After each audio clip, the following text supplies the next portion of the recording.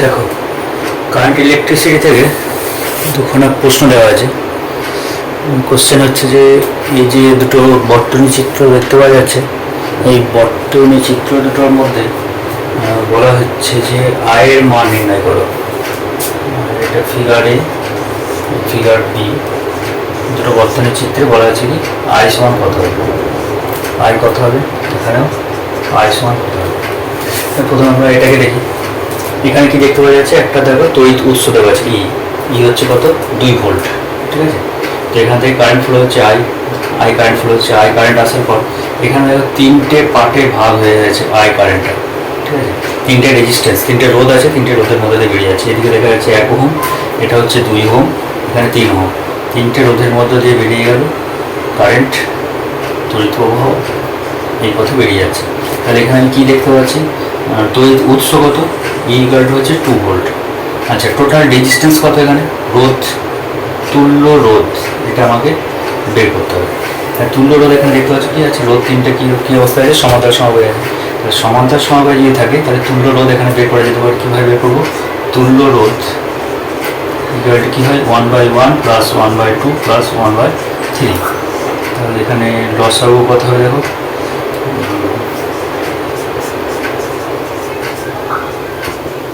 লসাগু করে এখানে 6, এটা হচ্ছে 6, 3 + 2 কত হচ্ছে 7 × 9 10 11 11/6। তাহলে আর ইকুইভ্যালেন্ট হচ্ছে 6/11, ঠিক আছে। এটা প্রথমটা হচ্ছে 1/r1 1/r2 + 1/r3।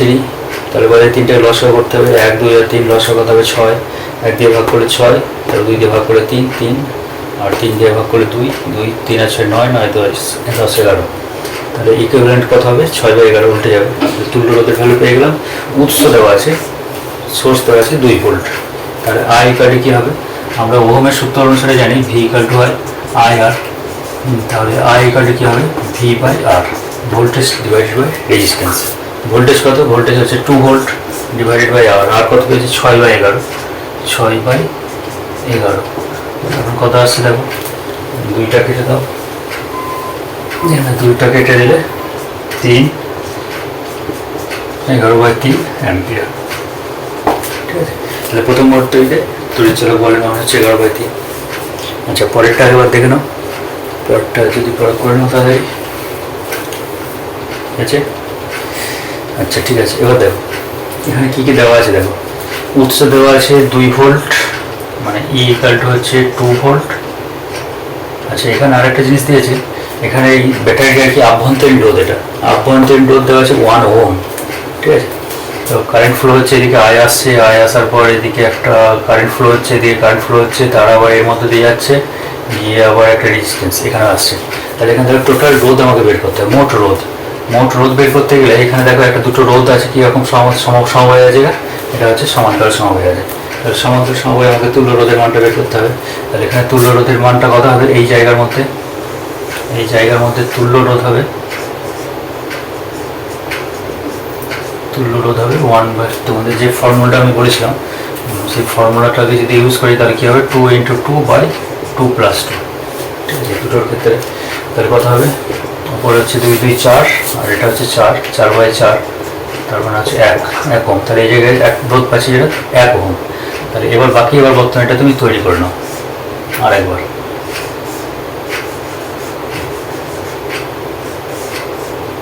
এটা কত আছে, এটা আছে 1 ওহম, এটা 2 ভোল্ট, এটা আমি পেলাম কত 1 ওহম পেয়েছি, আর পাশে যেটা আছে সেটা 2 ওহম।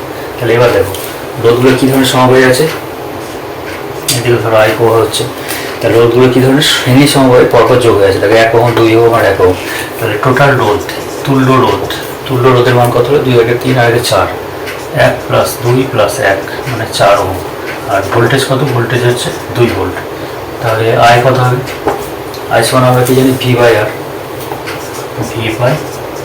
এখানে আর ইকুইভ্যালেন্ট V = 2/4 সমান হচ্ছে 1/2 অ্যাম্পিয়ার, ঠিক আছে। সহজ অঙ্ক ছিল এগুলো, বস করো দেখে নাও।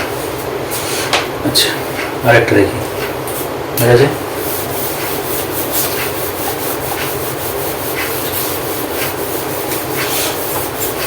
রেসেন্ট কোর্সের জন্য এগুলো এই অঙ্কগুলো লাগে, বা তোমরা যদি অলিম্পিয়াড বা অন্য কোনো ধরনের পরীক্ষা দিতে চাও সেক্ষেত্রে এগুলোকে দেখতে পারো।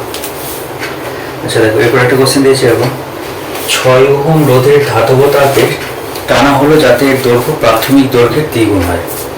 একটা কোশ্চেন দিয়েছে এরকম, 6 ওহম রোধের, মানে আর ইকুয়াল টু দেওয়া আছে 6 ওহম, ঠিক আছে, 6 ওহম রোধের একটা ধাতব তার 6 ওহম রোধের একটা ধাতব তার, তাকে কি করা হয়েছে, টানা হয়েছে, টেনে বাড়ানো হয়েছে, টানা হলো, তার ফলে দৈর্ঘ্যটা দ্বিগুণ হলো, দৈর্ঘ্য হলো দ্বিগুণ।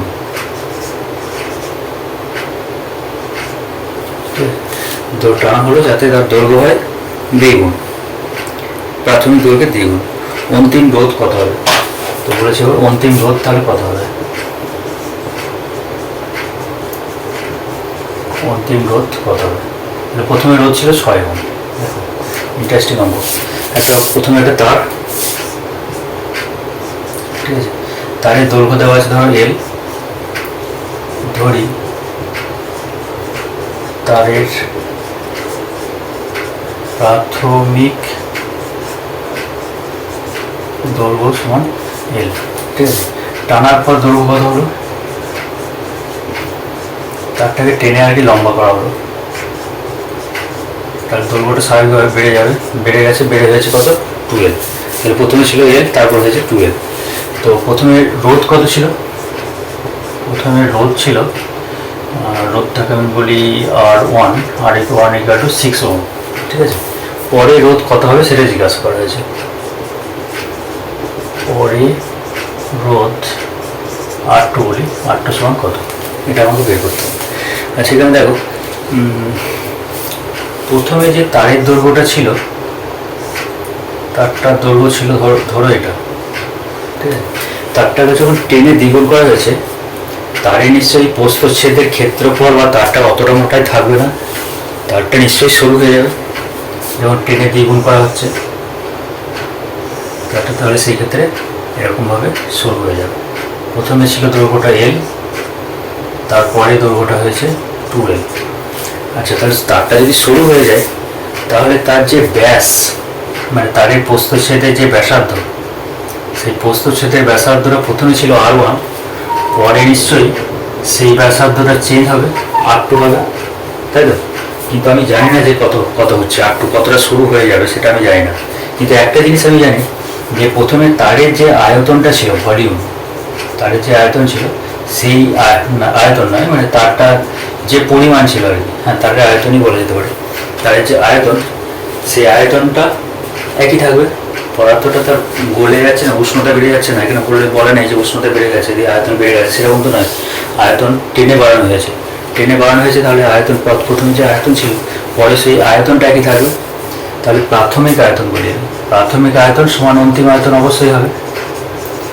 প্রাথমিক আয়তন সমান ভি ইকুয়াল টু, তো সিলিন্ডার এটা তার, তো তার মানে হচ্ছে চোঙ। তো চোঙের যে আয়তন হয়, চোঙের আয়তনের ফর্মুলা কি? পাই R²H। তাহলে প্রথমে তারের ব্যাসার্ধ ছিল R1 ধরেছি, পাই R²H মানে কি? তারের দৈর্ঘ্যটা L, ঠিক আছে। তাহলে এটা প্রাথমিক আয়তন। অন্তিম আয়তনটা একই থাকবে, ভি ইকুয়াল টু কি আসবে? পাই, আচ্ছা ব্যাসার্ধটা চেঞ্জ হয়েছে সেই জন্য R2², আর এলটা কি হয়েছে? 2L হয়েছে, ঠিক আছে। দেখো এই জায়গাটা ঠিকভাবে বুঝে নাও। প্রাথমিক আয়তন, প্রথমে যে আয়তনটা ছিল, পরেও আয়তনটা একই থাকবে, আয়তনের কোনো পরিবর্তন হবে না। এবার তারটা প্রথমে মোটা তার ছিল, পরে টেনে বাড়ানোর ফলে তারটা কি হয়ে গেছে? সরু হয়ে গেছে। সরু হয়ে গেলে তার ব্যাসার্ধটা, মানে প্রস্থচ্ছেদের যে ক্ষেত্রফল, সেই ক্ষেত্রফলটা কি হয়ে যাবে? ক্ষেত্রফলটা পরিবর্তন হবে। প্রথমে ছিল R1, পরে হয়েছে R2, এটা আমি ধরছি। তাহলে প্রথমে যদি R1 হয়ে থাকে তাহলে তার আয়তন হলো পাই R²H, এই ফর্মুলা অনুসারে পাই R1², আর অন্তিম আয়তন ভি ইকুয়াল টু পাই মানে R²H, সেই ফর্মুলা অনুসারে পাই R2² ইন্টু 2L। তাহলে এই আয়তন দুটো সমান। তাহলে আমি এখানে কি বলতে পারি?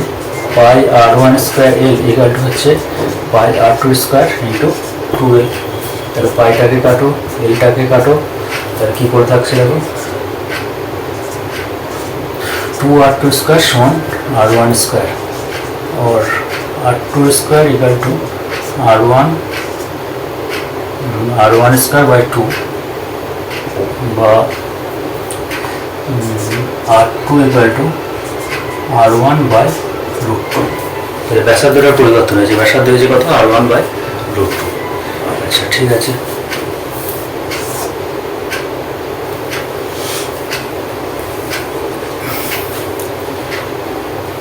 আচ্ছা এবার দেখো আমাদেরকে রোধ বের করতে হবে। আমরা রোধের একটা ফর্মুলা পড়েছিলাম, আর equal to rho into L by A. ঠিক আছে, রোটা কি, পদার্থের রোধাঙ্ক, এল হচ্ছে দৈর্ঘ্য, এ হচ্ছে প্রস্থচ্ছেদের ক্ষেত্রফল। তাহলে এখন আমরা এই ফর্মুলাটাকে ইউজ করে প্রথমটার জন্য ফর্মুলাতে কি আসবে দেখো তো, r1 ইকুয়াল টু, মানে প্রথমটা যে রোধ, r1 সমান কি লিখতে পারি, রোটারও একই থাকবে, রোই থাকবে, কারণ একই মেটেরিয়াল, একটা মেটেরিয়ালকে তাকেই, একটি পদার্থ তাকেই টেনে বাড়ানো হয়েছে। রো ইন্টু এল বলতে প্রথমে কত ছিল L1।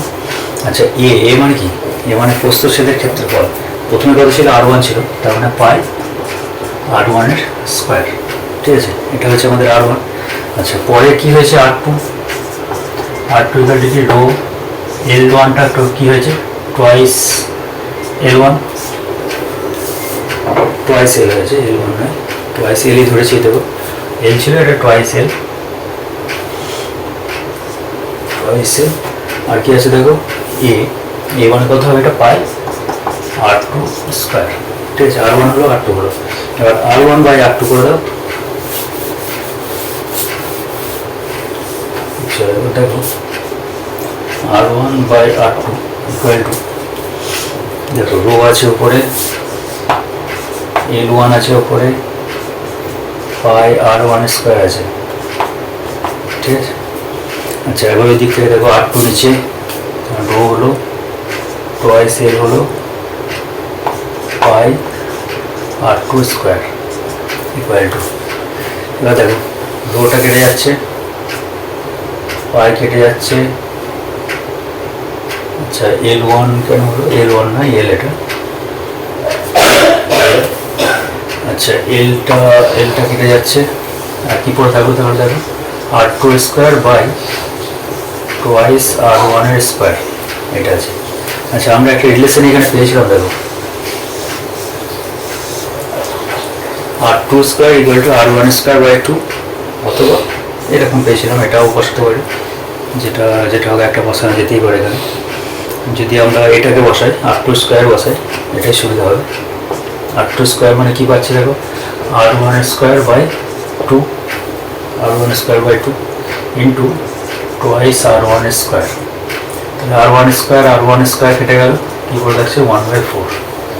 আচ্ছা এবার দেখো প্রথমে রোধের ভ্যালুটা কত দেওয়া ছিল, r1টা 6 দেওয়া ছিল, তাহলে r1 এর জায়গায় আমাকে 6 বসাতে হবে। ঠিক আছে, পজ করো, লিখে নাও।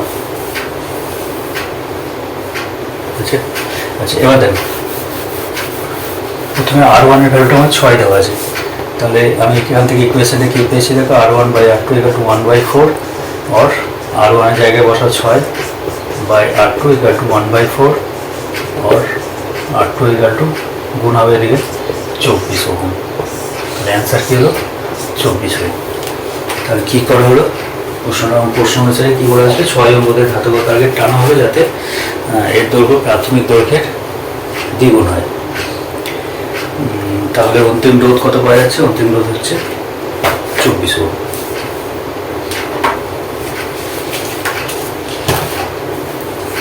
আচ্ছা আরেকটা অঙ্ক দেখে নিই।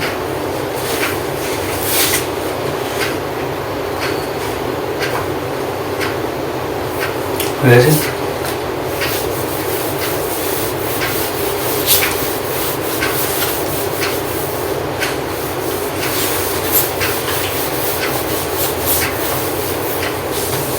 দেখো কি দিয়েছে, একই উপাদানের দুটি সমান দৈর্ঘ্য বিশিষ্ট তার আছে। একই উপাদানের তৈরি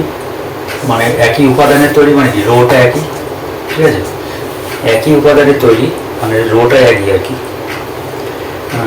একই উপাদানের তৈরি দুটি সমান দৈর্ঘ্য বিশিষ্ট তার আছে, বেশ ঠিক আছে। একটির ব্যাসার্ধ অন্যটির দ্বিগুণ। বলছে একটির ব্যাসার্ধ একজনের ব্যাসার্ধ যদি আর হয় তাহলে অন্যজনের ব্যাসার্ধ হবে 2r। ঠিক আছে, আর কি বলেছে এদের রোধের অনুপাত কত? রোধের অনুপাত মানে R1 আর R2 এদের অনুপাতটাকে বের করতে হবে। R1 তাহলে কোশ্চেনটা কি বুঝে নাও, দুটো পার্ট করো। আমাকে বের করতে হবে কি R1 আর R2 এর অনুপাত বের করতে হবে, মানে R1 R2 বের করতে হবে। কী কী দেওয়া আছে দেখো, লেন্থ কত, এর দৈর্ঘ্য L, এর দৈর্ঘ্য L, আর ব্যাসার্ধ কত R, এটা হচ্ছে 2r, আর কি রোধাঙ্কটা রো। এই দেওয়া আছে আমার কোশ্চেন। তাহলে এটা প্রথম তার আর এটা দ্বিতীয় তারটা। ঠিক আছে, তো এবার দেখো আমরা কি জানি, রোধের ফর্মুলা হচ্ছে R = ρ × L/A, এই আমাদের ফর্মুলা, জেনারেল ফর্মুলা। তাহলে ফার্স্ট ইকুয়েশনের জন্য R1 = কি পাবো, ρ × L/R1, L/ কি A, A মানে কত πr², এটা 1 নম্বর।